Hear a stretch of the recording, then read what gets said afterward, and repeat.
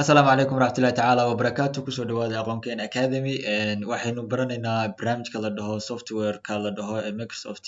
Word 2019 ayaynu ku qaadanaa coursekan waana course bilaash ah waana basic waxaan loogu talagalay qofka marka hore barnaamijkan softwareka ee Microsoft Office-ka inuu ku noqdo si asaasi ah marka hore loo soo baro horta si fiican usoo fahmo oo asaas ahaan usoo fahmo basiga kabacdina koorsada xiga waxay noqonayaan in advanced ayay noqonayaan oo kuwa sare weeye oo la diyaarinayo documents waaweyn la diyaarinayo iyo qaabkii loo diyaarin lahaa iyo kulli lagu baranayo iyo toolska advanced-ka ah marka koorskan haddaynu u guda galno casharada lagu baranayo course-ka ama course outline-ka ama contacts-ka waxay noqonayaan marka koowaad sharaxaada Microsoft Word muxuu yahay marka hore in la sharaxo iyo samaynta documenti cusub iyo in documentiga cusub sida loo sameeyo oo aad usoo furan karto Microsoft Word aad u bilaabi karto u furi karto ee documenti cusub aad new u dhihi karto casharka ku xiga waxa weeye sharaxaada wajahada barnaamijka oo ah barnaamijka interface-kiisa marka koowaad marka barnaamij baranayso software aad baranayso waxaa la bartaa qaabka u shaqeeyo kow iyo qaab kale yahay iyo noocyadu kale yahay isagu interface-kiisa waxa weeye wajahada koowaad oo ku muuqanaysa markaad barnaamijka soo kicisid casharka afraad oo inagu xigi doona wuxuu noqon doonaa insha Allah soo gelinta qoraalka midabeyntiisa iyo qaabeyntiisa sida qoraal loo soo geliyo sida midabka looga bedbedelo iyo sida loo qaabeeyo oo farta loo doorto iyo micnaha fartiisa loo kala doorto bold looga dhigo italic looga dhigo far burburan iyo kulli dhamaantiisba casharka ayaan ku qaadan doonaa insha Allah casharka ku xiga waxa weeye save as share iyo export oo ah sida documentigii aad samaysatay oo aad wax ku qoratay saa u save garayn lahayd iyo save as micnaheedu waxay ku kala duwan yihiin iyo share saa u share garayn lahayd documentigaaga iyo export saad documentigaaga u export garayn lahayd oo extension kale ugu export garayn lahayd casharka lixaad aan ku qaadan doonaa waxa weeye coursekan sharaxaada waxay qabtaan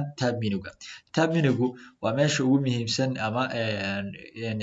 toolska ugu muhiimsan ama menuska ugu muhiimsan aynu ku isticmaali doona barnaamijkan word processor-ka uu leeyahay weeye marka sharaxaad gooniya ayaynu ka qaadan doonaa cashar ayaynu ku qaadan doonaa qaabka u shaqeeyaan kulli wada arki doonaa practical ayaynu ku wada arki doonaa hadii la yiraahdo casharka toddobaadna waxa weeye sida table loo soo geliyo iyo sida loo qaabeeyo ama qaabeyntiisa casharkan waxay ku qaadanaynaa sida table loo soo geliyo documentigaaga markaad table soo gelinaysid qaabka u soo gelin lahayd qaabka u soo dooran lahayd meesha ka soo gelin lahayd iyo qaabka isaga u qurxin lahayd u hagaajin lahayd ama u edit garayn lahayd u format garayn lahayd casharka ku xiga wuxuu noqonayaa sida loo soo geliyo sawir shape iyo smart art casharkan waxaan ku qaadanaynaa sida sawirada loo soo geliyo iyo sida loo soo geliyo shapeska ama qaableyda sida loo soo geliyo iyo smart art-ka qaabka loo soo geliyo oo chartska waxyaalaha qaabka loo soo geliyo ayaynu ku baran doonaa insha Allah casharkan sagaalaadna waxaan ku baran doonaa sida loo soo geliyo header footer iyo page number header-ka waxa weeye waraaqda qaybta madaxeeda sare sida loo soo geliyo iyo waraaqda madaxeeda hoose sida loo soo geliyo iyo sida number page-ka loo sameeyo ayaynu ku qaadan doonaa casharkan haddii la yiraahdo as practical ahaan insha Allah casharka tobnaad waxaynu ku qaadan doonaa sida looga bedelo qaabka documentiga layout-ka documentiga sida loo bedelo qaabka uu samaysan yahay documentiga qaabku noqonayo iyo layout-kiisa sida loo soo bedelo ayaynu ku baran doonaa casharkan insha Allah way arki doonaa waynana u tagi doonaa isagoo practical ah casharkan 11aad waxaynu ku qaadanaynaa ka bedelida page color-ka page border-ka iyo watermark-ga sida page-ka looga bedelo color-ka iyo kalarkiisa defaultiga ama caadiga waxa weeye cadaan sida kalarka cadaanka looga bedelo iyo sida border loo sameeyo ama xuduud page-ka loogu sameeyo iyo sida watermark loo geliyo page-ka documentigaaga loo geliyo oo ah watermark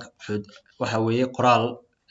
documentiga lagu dul qorayo oo noqonaya qoraalkaas in adigu samaysay ama aan la koobin karin ama xuquuqdiisa ku yeelaya casharka 11aad waxa weeye page movement iyo zoom iyo ruler iyo views tabskaas ama menuskaas si loo isticmaalo aynu ku baran doonaa insha Allah